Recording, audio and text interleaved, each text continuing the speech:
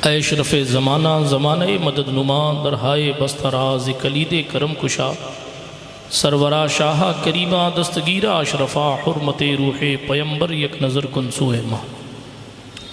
अल्लाह सुब्हानहू तआला के लिए तमाम खूबियाँ हैं, तमाम तारीफ़ें हैं। मेरा अल्लाह सारी कायनात का खालिक है और हर एक चीज़ का हकीकी मालिक है।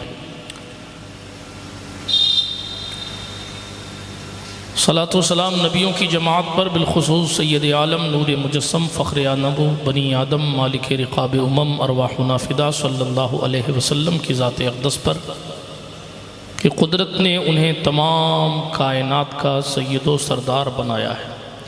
आइए उसी दरबार गुहरबार में जी लगाकर दुरूद शरीफ का नजराना पेश फरमा लें। अल्लाहुम्मा सल्लि अला सय्यिदिना नबीना मवाना वमल जाना मोहम्मद व अला आलि सय्यिदिना व मौलाना मोहम्मद सलातन तुनज्जीना बिहा मिन जमीइल अहवाल वल आफात व तग़्ज़ीलना बिहा जमीअल हाजात व तुतहिरुना बिहा मिन जमीइस सय्यिआत व तरफ़उना बिहा इंदका आला दरजात व तुबल्लिगुना बिहा अक़सल गायात मिन जमीइल खैरात फ़िल हयाती व बअदल ममात इन्नका क़रीबुन मुजीबुद दाअवात व अंत अला कुल्लि शैइन क़दीर।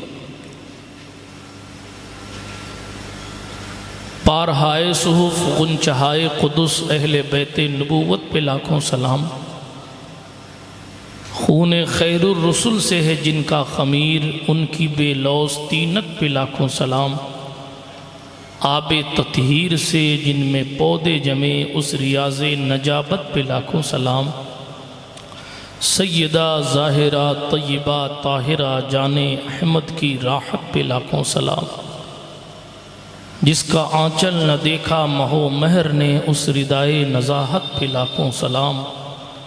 असले नस्ले सफ़ा वजह वसले खुदा बाबे फसले विलायत पे लाखों सलाम।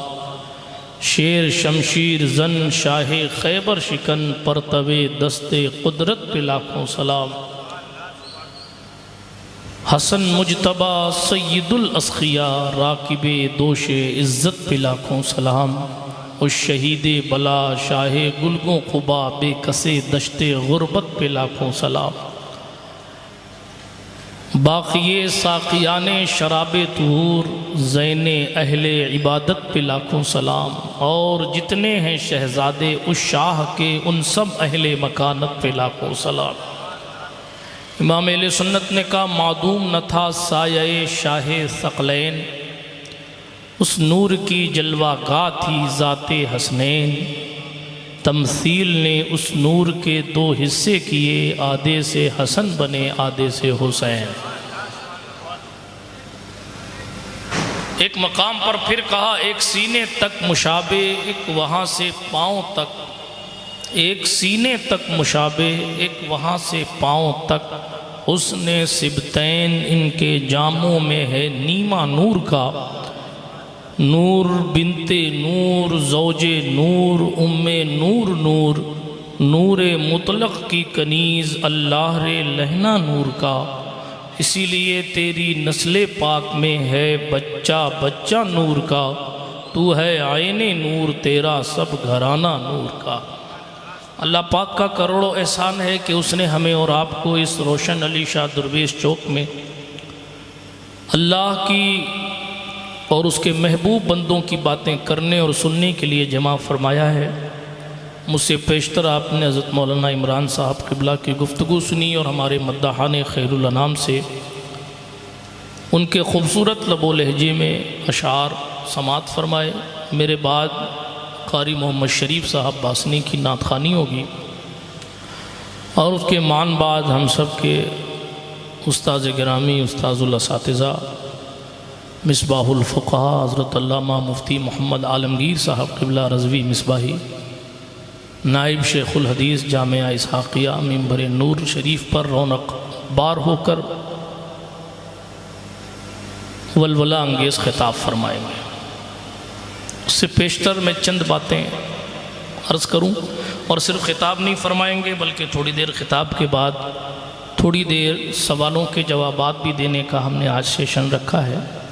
इसलिए आप हजरात में से अगर किसी को कोई सवाल करना हो तो अभी मेरी गुफ्तगू के बाद मास्टर हसनैन साहब के पास अपने सवाल आके लिखवा दीजिए। स्लिप विलिप आप अपने पास रख लीजिए, रजिस्टर मंगा के। बेचारे कहाँ से पेन लाएंगे, कहाँ से स्लिप लाएंगे, तो आप मास्टर साहब के पास आकर सवाल लिखवा दीजिए। उन सवाल में से सेलेक्टेड सवालों के जवाबात इंशाअल्लाह मुफ्ती साहब देंगे, ताकि हमारे अहले सुन्नत के जलसों में जोधपुर की ज़मीन पर सवाल जवाब वाले जलसे भी शुरू हो जाए। लोग बंद कमरों में बैठ के जवाब दे के सोचते हैं कि सुन्नियों को जवाब देना नहीं आता है, इसीलिए इस तरह की महफिल रखी गई है, सुभान ताकि चौक में बैठकर जब हमारे उलमा जवाब देंगे तो लोगों को भी खबर हो जाएगी कि इल्म हमेशा मौलाए कायनात के मानने वालों के साथ। नारे तकबीर, नारे रिसालत, उलमाए अहले सुन्नत, फैज़ान मखदूम शाह सिमना। हुजूर मुफ्ती आज़म राजस्थान का इल्मी रूहानी फैज़ान और बाग है। आप इधर से लेकर इधर तक कई सारे उलमाए किराम, अइम्माए किराम के खूबसूरत चेहरे देख रहे हैं। ये सब बाबा कौम व मिल्लत मोहसिन राजस्थान अशफाकुल उलमा हज़रत अल्लामा मुफ्ती अशफाक हुसैन साहब नईमी अजमली संभली रहमतुल्लाह अलैह का फैज़ान है। आपको पोस्टर के ज़रिए मालूम है कि चूँकि कई सारी निस्बतें एक साथ जमा हैं, इसलिए सभी हमारे हैं, इसलिए 3 टॉपिक है आज की इस गुफ्तगू, आज की इस महफिल का। ज़िक्र मौला हसन, हज़रत सुल्तान मखदूम अशरफ जहांगीर समनानी का ज़िक्र, और इमाम अहले सुन्नत मुजद्दिद मियत साबिक़ा मुअय्यद मिल्लत ताहिरा इमाम अहमद रज़ा ख़ान अलैहि रहमत व रिज़वान के उर्स की तो तारीख़ी है। थोड़ी बातें मैं मौला हसन के हवाले से कर दूं, वक्त रहा तो एक बात मखदूम पाक के हवाले से कर दूं। अशार मैंने आला हज़रत के पहले पढ़ दिए हैं। आने वाला ख़तीब हमारे उस्ताद हैं, तो हम उनको कोई मौजू ना हमने दिया है ना हम दे रहे हैं कि उनको किस पे बोलना है। वो जो चाहेंगे बोलेंगे, उनको इख्तियार है। अल्लाह के रसूल सल्लल्लाहु अलैहि वसल्लम की हदीस है, हुजूर फरमाते हैं बेशक हसन और हुसैन जन्नती जवानों के सरदार हैं। अल्लाह पाक जल्ला मजदूल करीम ने सरकार हसनैन करीमैन तय्यबैन ताहिरैन कमरैन नय्यरैन को पूरी कायनात में एक स्पेशल मकाम अता फरमाया, और वो इसलिए है कि एक तो ये रसूल पाक की आँखों के तारे हैं। हुजूर अलैहिस्सलातु वस्सलाम ने इनकी परवरिश की है। बड़ी ख़ूबसूरत बात यह है कि किसी का उस्ताद कोई होता है, किसी का उस्ताद कोई होता है। आला हज़रत के शागिर्द अपने शागिर्द होने पर फ़ख्र करते हैं कि हमारे उस्ताद आला हज़रत हैं। मुफ्ती आज़म हिंद अलैहि रहमत व रिज़वान और हुज्जतुल इस्लाम के शागिर्द अपने उस्ताद पर फ़ख्र करते हैं कि मुफ्ती आज़म हिंद हमारे उस्ताद हैं।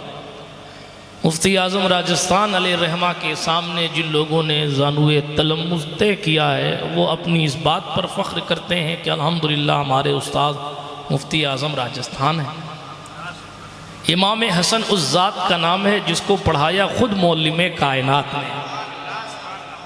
इमाम हसन उस ज़ात का नाम है कि रसूल पाक ने उंगली पकड़कर जिसे चलना सिखाया है। इमाम हसन उस ज़ात का नाम है कि अगर महफिल रसूल में मौला हसन बैठे हैं और अपने बचपने ही में बहुत ऐसी अल्लाह ने उन्हें तौफीक अता फरमाई थी, ऐसी ताकत, हुजूर जो फरमाते थे वो बड़ी जल्दी आप उसको कैच फरमाया करते थे। इसीलिए हुजूर की महफिल में देर देर तक अपने बचपने में बैठे रहा करते। बल्कि जनाब तरबियत इस अंदाज से की गई है, हदीस मशहूर है, गालिबन बुखारी शरीफ में है कि एक दिन सदक़े की खजूर इमाम हसन ने खा ली थी, तो हुजूर अलैहिस्सलातु वस्सलाम ने अपनी मुबारक उंगली डालकर सदक़े की खजूर को मौला हसन के मुंह से निकाला, और सिर्फ ये नहीं कहा कि थूक दे और बात ख़त्म। होना तो ये चाहिए था कि भाई खजूर निकाल दी और सर पे थपकी दे के रवाना कर देते, लेकिन हुजूर उन्हीं को मसला बताने लगे। हदीस शरीफ में आया और हुजूर फरमाने लगे, बेटा हसन, हमारी औलाद को और हमको ये सदका जायज़ नहीं है।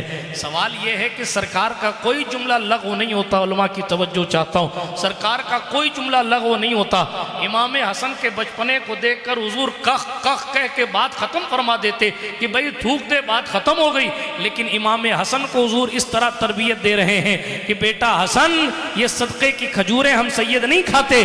और वहीं से ये कानून बन गया कि क़यामत तक के सैयदों के लिए, औलाद हसनैन के लिए अल्लाह के रसूल के सरी फरमान की वजह से किसी किस्म का सदका और किसी किस्म की ज़कात हलाल ना रही। और ये भी उम्मत पर एहसान है। उम्मत के गरीबों का हुजूर के दिल में इतना दर्द था कि सरकार ने उम्मत के अमीरों के माल में उम्मत के गरीबों का हक रखा, और गरीबों का जो हक रखा उसमें भी किसी को ये शुबा न गुजर जाए कि रसूलुल्लाह को माअज़ल्लाह अपनी औलाद पालनी है, इसलिए सदका और खैरात का कानून बना रहे हैं। बल्कि हुजूर अलैहिस्सलातु वस्सलाम ने फरमाया, ये ज़कात, ये सदका न मैं खाता हूँ और न क़यामत तक मेरी औलाद खाएगी। बस कानून इतना है कि मेरा अमीर उम्मती अपने गरीब भाई का ख्याल करे, इतना माल निकाला जाए कि अमीर गरीब ना हो और गरीब को इतना माल दिया जाए कि गरीब अमीरी की मंजिल तक पहुंचे। आज समझ शरीफ में आ रही है। मौला हसन की यूं तरबियत हुई, यूं तरबियत, लेट लेट तक हुजूर की महफिल में बैठे रहते। बल्कि एक रिवायत मुझे याद आ गई, एक दिन ऐसा भी हुआ कि महफिल रसूल में बैठे बैठे काफ़ी वक्त गुजर गया, रात की तारीकी छा गई। अब घर जाना है हज़रत इमाम हसन को, नन्हे नन्हे कदमों से घर जाने की तमन्ना है। अंधेरा छाया हुआ है, ये लाइटें उस टाइम में थी नहीं, टॉर्च पैदा नहीं हुई थी। लोग चिराग और लालटेन लेकर दूर दूर तक चला करते थे, लेकिन उस बच्चे को लालटेन दी कैसे जा सकती। अब उन्हें हुजरा मुस्तफ़ा सल्लल्लाहु अलैहि वसल्लम से निकल के अपने घर जाना है। हज़रत इमाम हसन खड़े हुए, मौला हसन खड़े हुए कि अपने घर जाएं। जैसे ही खड़े हुए ना, सैयदना अबू हुरैरा अब्दुर्रहमान इब्न सखर रदियल्लाहु ताला अन्हु कहने लगे, या रसूलल्लाह, इजाज़त दें तो मैं हसन को घर छोड़ाऊँ। तवज्जो है आपकी, कद छोटा है, उम्र बज़ाहिर छोटी है, अभी बचपना है। कहा या रसूलल्लाह, इजाज़त दें तो मैं घर छोड़ाऊँ। हुजूर ने फरमाया, अबू हुरैरा, उसे जाने दो, वो हसन है। क्या फरमाया? उसे जाने दो, वो हसन है। फिर सैयदना अबू हुरैरा कहते हैं, सहाबी की शान बेमिसाल, देखिए ज़बान, फरमाते हैं सरकार अबू हुरैरा, फिर मैंने देखा कि इधर इमाम हसन ने अपना पाँव हुजरे से क्या निकाला। मैं सोच रहा था कि अंधेरे में जाएंगे किधर, नजर तो कुछ आ नहीं रहा, रास्ता पता कैसे चलेगा, गली जानेंगे कैसे। हजरत अबू हुरैरा कहते हैं, इतने में जैसे ही हसन खुले आसमान के नीचे आकर खड़े हुए, बिजली कड़की, उससे रोशनी हुई और उस रोशनी से इमाम हसन अपने घर। ये हसन पाक है कि मैदान में कदम रख दें तो आसमान भी साथ देने लगते। सरकारे गौसे पाक के जद्दे आला हैं, शहनशाह बगदाद के दादा हैं। लोगों को हजरत शेख अब्दुल कादिर जिलानी सही मानों में समझ में नहीं आए तो मौला हसन का महक को समझ में कैसे आए। उनका मर्तबा बेमिसलो बेमिसाल, ये बचपने की शान। आपकी उम्र मुबारक छोटी थी कि सरकार मदीना सल्लल्लाहु अलैहि वसल्लम का विसाल पुरमलाल हो गया। तकरीबन 7 या 8 साल की आपकी मुबारक उम्र थी, ठीक है। इतनी सी उम्र में सरकार मौला हसन के सामने हुजूर का विसाल हो गया।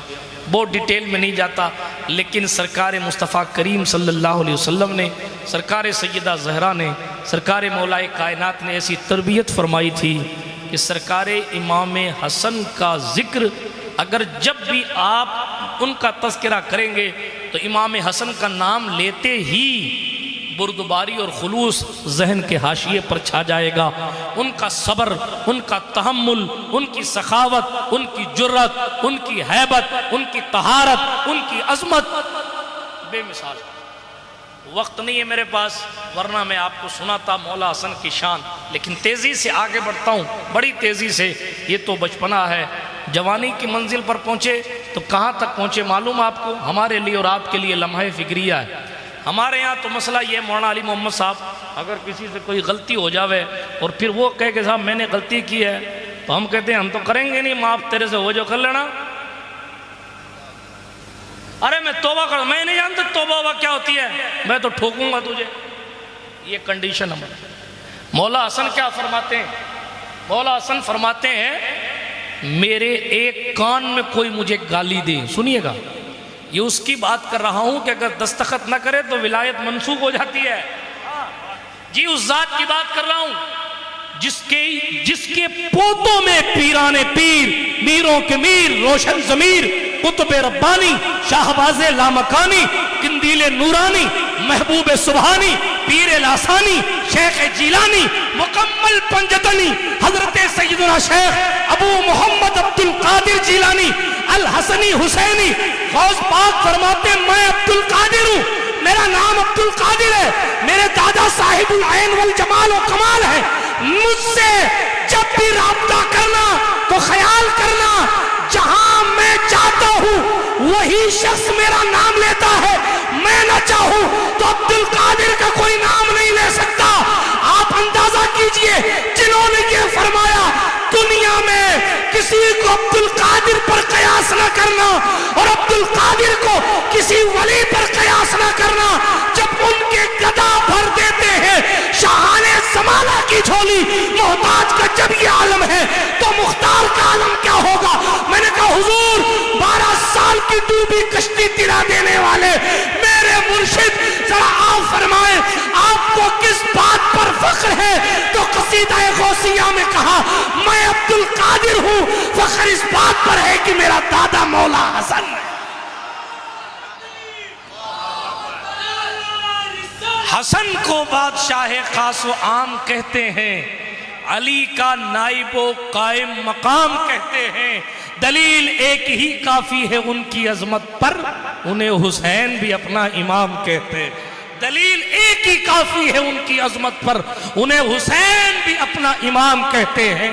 तो ऐसी जात की बात कर रहा हूं, पावर जिनके कदमों से खैरात देता। जरा तवज्जो कीजिए, अल्लाह की अता से वो मंजिल मिली उन्हें।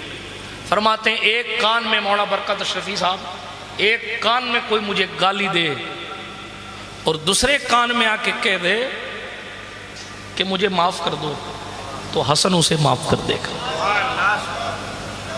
मंजिले इश्क में तस्लीम व रजा मुश्किल है, जिनके रुतबे हैं सिवा उनको सिवा मुश्किल। एक शख्स आया गाली दे रहा था, हाँ गाली,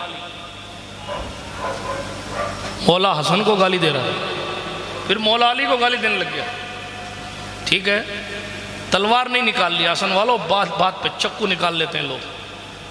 कोई जाने सारी ताकत इसी में आके समा गई है। खुदा की कुदरत देखें क्या हाल हो।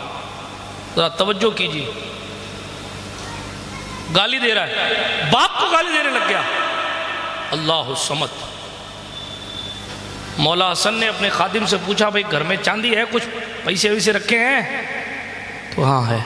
एक परात भर के चांदी के सिक्के लाए गए। कितने? एक परात भर। इधर मौला हसन ने पूछा भाई तेरी बीवी से झगड़ा हुआ क्या? हाँ, रिवायत में नहीं होता तो नहीं पढ़ता। तेरी बीवी से झगड़ा हुआ है जो यहाँ आके गालियाँ दे रहा है? कहा नहीं साहब नहीं हुआ, हमसे कोई गलती हुई? कहा नहीं कुछ नहीं। पैसे भर के दिए ना, एक थाल, उस टाइम चांदी का थाल भर के दिया। जैसे उसने चांदी का थाल देखा ना, यानी माल देखा, तो उसने कहा मैं गवाही देता हूं अल्लाह की कसम आप ही रसूलुल्लाह के बेटे हैं। तो कहा बात क्या है? कहा मैंने बड़ा सुना था कि अली का एक बेटा हसन है, उसकी बुर्दबारी और उसके तहम्मुल को दुनिया सलाम करती है। मैं तो देखने आया था कि रसूलुल्लाह की तालीम की कंडीशन क्या है, और मैं गवाही दे के जा रहा हूं खुदा की कसम आपको रसूलुल्लाह का शहजादा होने का हक हासिल। ये मौला हसन है। क्या क्या बातें इनके हवाले से अर्ज करूं। उस दौर में 25 हज पैदल फरमाए। उस टाइम 25 हज पैदल। किसी ने कहा हुजूर सवारी से नहीं आते? फरमाया मुझे शर्म आती है कि मैं अल्लाह के हरम में सवारी पर बैठ कर आऊं। आज सेठ जी कुर्सी लगा के बैठ जाते हैं कि सदर तो अपना मिलने वाला है, इमाम साहब अपने को बोलेंगे तो उनको बर्खास्त करने की कोशिश करने लग जाएंगे। और कुर्सी पर बैठकर साहब ऐसे के फरिश्ते कोई कुर्सी वालों का साहब पहले से लेके जाएगा, ऐसा लग रहा है कि अमाल अल्लाह की पनाह। शरई मसला और चीज़ है, हया भी और चीज़ है। दावतों में तो इधर उधर फिरते रहते हैं, कहीं भी बकरे का गोश्त मिल जाता है तो तशरीफ नीचे ज़मीन पे आ जाती है। अल्लाह के घर में आते हैं तो थोड़ा कमर दुख रही मुल साहब, इसलिए ऐसे। अल्लाह माफ़ करे, अल्लाह रहम फरमाए। मैं किसी पे तनकीद नहीं कर रहा, ये तो बात आ गई तो मैंने अर्ज़ किया। वो जिसको रसूल ने गुट्टी दी, वो जिसका नाम जिब्रील आसमान से लाए, वो जिसके कान में अजान रसूलुल्लाह ने दी, वो जिसको उंगली पकड़ के चलना रसूलुल्लाह ने सिखाया, वो जिसे कंधे पर रसूलुल्लाह ने बिठाया, अपनी पुश्ते अनवर पर रसूलुल्लाह ने जिसे बिठाया।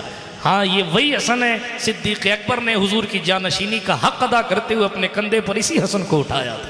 ये वही हसन है जिनको देखकर अबू हुरैरा या सैयदी कहकर पुकारते। ये वही हसन है जिनसे सरकार उमर इब्न खत्ताब निहायत मोहब्बत के साथ और या सैयदी बाज़ मरतबा कहकर कलाम फरमाया करते थे। इतना आला मनसब होने के बावजूद कोई गाली देता है तो पलट कर उसको दुआ देते हैं।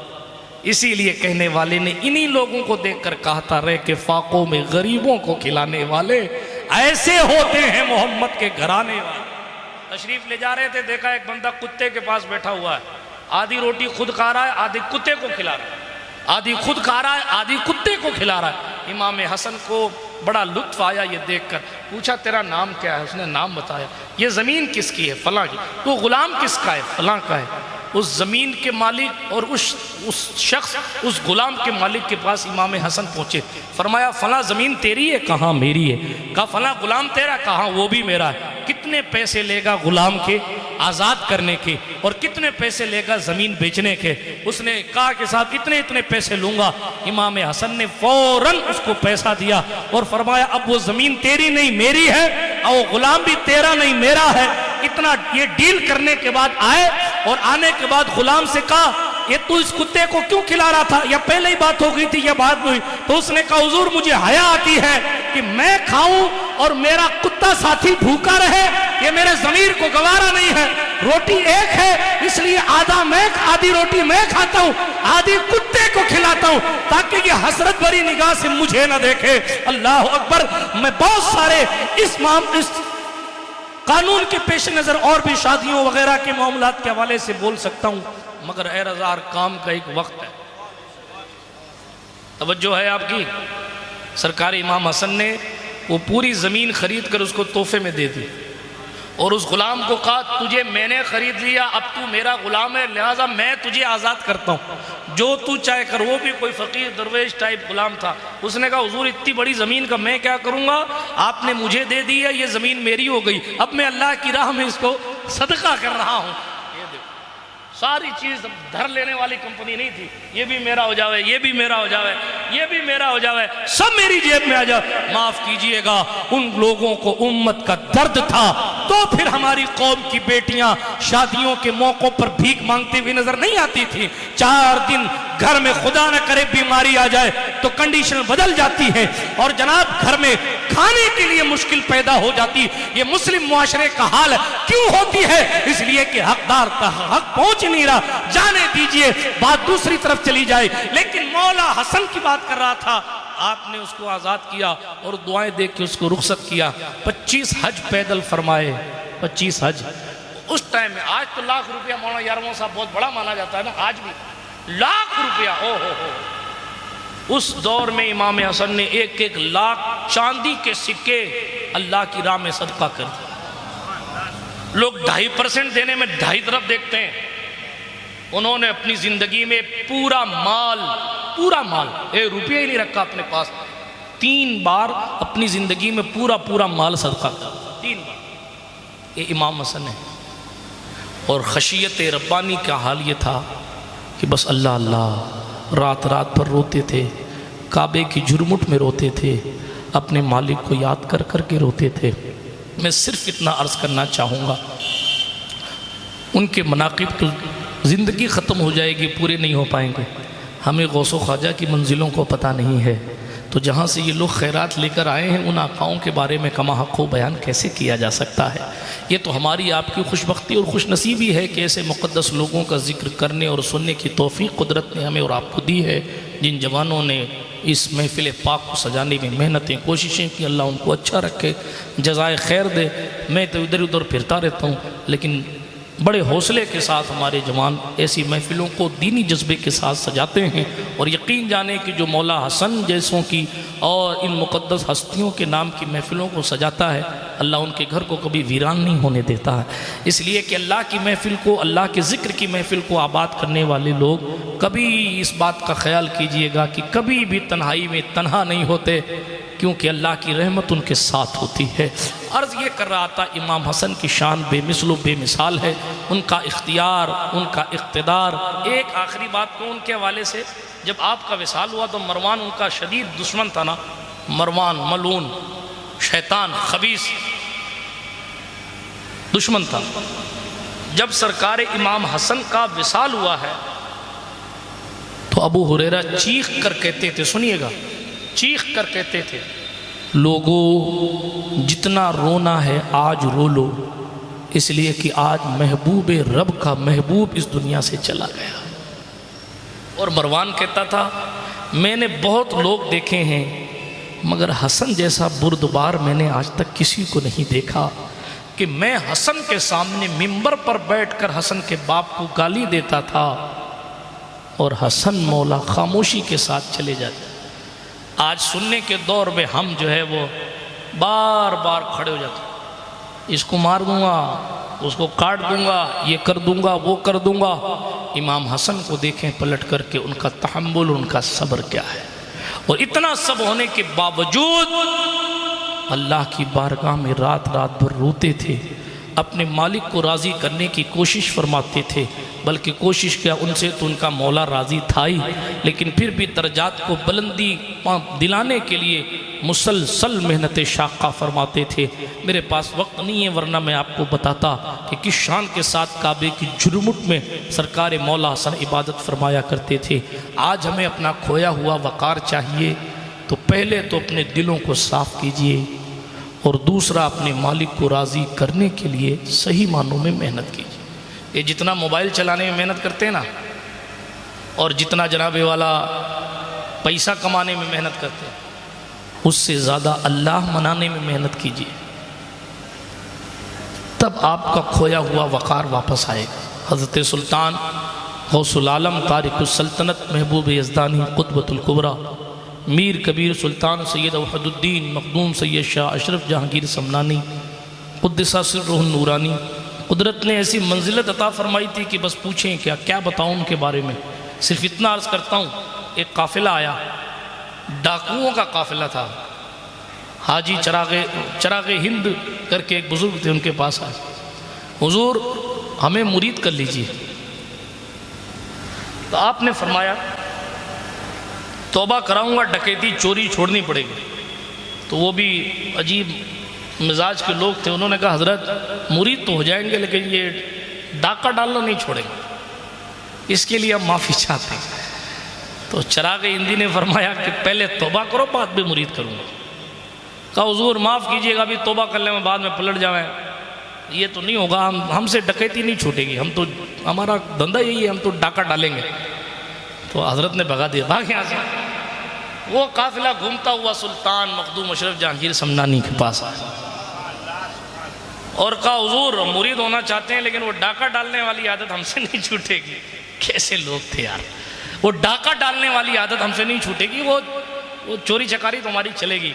वो मखदूम पाक थे, इमाम हुसैन की नस्ल पाक से, अल्लाह समद। आपके भांजे शाह अब्दुल रज़्ज़ाक़ नूरुल्लैन इमाम हसन की नस्ल पाक से। सरकार मखदूम पाक ने फरमाया आओ बैठ जाओ, मुरीद हो जाओ। उन्होंने पहले कहा हुजूर हम ये डकैती नहीं छोड़ेंगे, देखिए फरमाया बैठ जाओ, मुरीद किया। जैसे ही मुरीद हुए, मुरीद होने के बाद पाँव पकड़ के हुजूर ज़िंदगी में कभी चोरी नहीं करे, चाहें तो इशारों से अपने काया ही पलट दे दुनिया की। ये शान है खिदमतगारों की, सरदार का आलम क्या होगा। जिस डॉक्टर के पास जाएंगे वो हर मर्ज की दवा अलग लिखेगा। दिल का डॉक्टर फेफड़े का अलग, दिमाग का अलग है, बुखार का अलग है, फला अलग फला अलग। सिरप सबकी अलग अलग, दवाएं सबकी अलग अलग, टैबलेट सबके अलग अलग, कैप्सूल सबके अलग अलग, इलाज सबका अलग अलग। मगर आइए कि चौचा शरीफ में दिमाग खराब हो गया तो नील शरीफ में नहलाया जाता है। गुरूर की वजह से खराब है तो नहलाओ, दिमाग खराब है गुरूर की वजह से तो नहलाओ, जिन्नात की वजह से खराब है तो यही दवा है। जनाब आदमी का दिल काम नहीं कर रहा तो भी उसको नील शरीफ का टॉनिक दिया जा रहा है। जनाब औलाद नहीं हो रही तो भी नील शरीफ का टॉनिक दिया जा रहा है। दुनिया का हर डॉक्टर हर मर्ज का इलाज अलग करता है, मगर कछोछा का तबीब हजरत ज़ैनुल आबिदीन की विरासत लेकर ये शान रखता है, मर्ज कोई भी हो इलाज अपने नीर के पानी से करता है और दुनिया को समझाता है, चाहे तो इशारों से अपने काया ही पलट दे दुनिया की। ये शान है खिदमतगारों की सरदार का आलम। नारे तकबीर, नारे रिसालत, फैजान मखदूम शाह सिमना। ये मखदूम पाक पूरी दुनिया में जिनके नाम का चर्चा है, पूरी दुनिया में अल्हम्दुलिल्लाह कुदरत ने उन्हें वो मकबूलियत आम्मा अता फरमाई कि समंदर के अंदर भी अशरफी पाए जाते हैं। मेरे पास वक्त नहीं है वरना इस पर भी मैं बोलता। अभी आगे बढ़ता हूँ। लुब्बे लुबाब ये इमाम हसन की ज़िंदगी भी पढ़िए, मखदूम पाक की पढ़िए। आज कोई गाली देता ना तो कहता कब्र खोदूंगा तेरी। हाँ, आदमी उसको गालियाँ, मगर हजरत सरकार मखदूम पाक ने अपनी कब्र अपनी ज़िंदगी में खुदवा ली जी, अपने सामने और उसमें बैठते और बैठकर किताब लिखते थे जी। बशारतुल मुरीदीन रिसाला कबरिया, वो कब्र के अंदर बैठ के लिखा हुआ। और उस रिसाला कबरिया में लिखा है हम अहलुस सुन्ना अफजलियत शेखैन के कायम हैं। उस रिसाला कबरिया में लिखा है, फरमाया हम सिद्दीक अकबर को अफजल मानते हैं। मखदूम साहब ने कह दिया, बात खत्म हो। वहाँ बैठ के लिखा है। आप सोचिए कि कैसे लोग थे वो, कि वो अपनी कब्र में खुद बैठ के तहरीर फरमाते, अपना रोज़ा अपनी निगाहों के सामने, यानी वो कब्र का अहाता बनवा लिया था। क्यों? ताकि बंदा जब एसी रूम में सोएगा तब खुदा थोड़ी याद आएगा उसे, कोई ऐसी चीज़ देखेगा तब याद आएगा ना। जब कब्र में बैठेगा तो बुराई का तस्वुर भी आएगा। वो जिंदा जब अपनी कब्र में जाके बैठेगा तो सोचेगा यार एक दिन मुझे यहाँ मर के आना। फिर वो आंखों से बुराई नहीं करेगा, फिर वो किसी का हक नहीं खाएगा। इसीलिए सरकार ने फरमाया था कब्रिस्तान की ज़ियारत किया, कब्रों की ज़ियारत किया। देखिए आप, सरकार ने तो फरमाया था कब्र बाहर से देखा करो, मगर मानने वालों ने रब मनाने के लिए इतनी कोशिश की कि अपनी कब्र को अपनी आंखों से कब्र के अंदर बैठकर दीन का काम करते। हमें और आपको यही पावर वापस जनरेट करना है, वो है ईमान का पावर। परसेंटेज के चक्कर में मत रहिए, ईमानदार बनिए।